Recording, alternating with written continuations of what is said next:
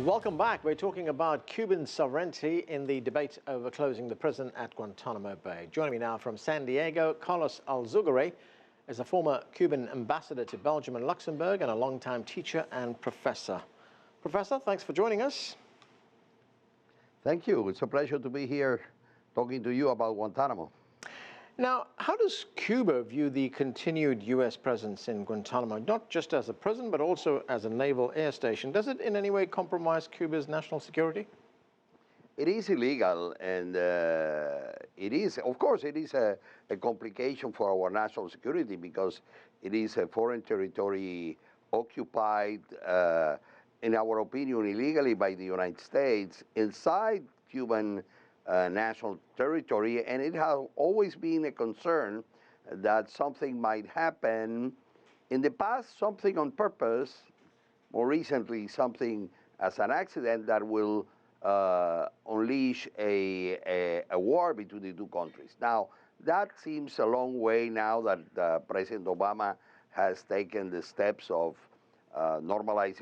starting a process of normalization of relations with Cuba, and that we have normal diplomatic relations. But still, it is an insult. It's a permanent reminder to all Cubans about the fact that the United States, in the early years of Cuban independence, was able to control Cuba and to impose on Cuba a treaty like the one that they imposed on Cuba about Guantanamo. This is a treaty without an expiration date. Nobody in its right mind would lease any property without an expiration date. So that really makes it very clear that it was extracted from Cuba under duress, under pressure from the big country that was treating Cuba like a small country where the United States could do everything they wanted. Have there been any discussions with the United States on the ultimate status of the territory and, of course, of the prison itself? Well, the prison is not our concern.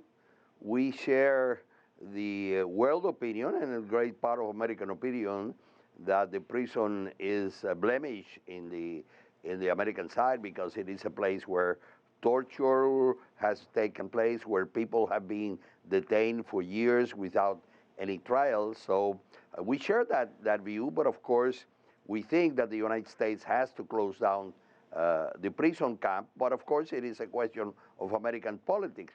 Now the next step after closing down the prison camp is starting negotiations with Cuba to return the territory to Cuba as it should be, because everybody recognizes, including the Supreme Court, that Guantanamo is Cuban sovereign territory.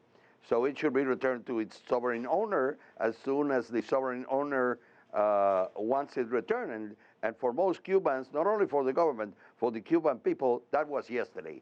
The territory should have been returned yesterday, if you get what I mean. Now, as we see diplomatic relations being restored, as we see a normalization of relations between Cuba and the United States, do you think that all the major obstacles that stand in the way of this territory being handed back to Cuba being removed? Well, it's going to be a very difficult process, obviously. The base doesn't have any significant role in U.S. military strategy. Not that would justify it, but in any case, I think everybody recognizes that the base right now is not significant from a military point of view. We also have, and this I want to emphasize this, since the 1990s, Cuba and the United States have decided, after years of conflict, after years of a very difficult situation at the base, to start the process of confidence-building measures. Now, both sides have tried to create a situation in which we eliminate any possibility of something happening by accident.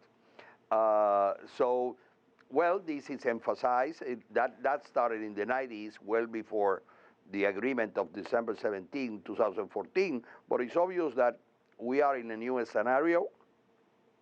Cuba has put the return of Guantanamo as its number 2 demand after the lifting of the embargo or the economic sanctions or blockade, as we like to call it. So Guantanamo is high in the priority list of things that Cuba would like to see solved if we are talking about a real normalization of relations. It's not the only thing. There are 2 or 3 more big problems that require that both countries reach an agreement. Okay, so we're going to have to leave it there. Thanks for joining us.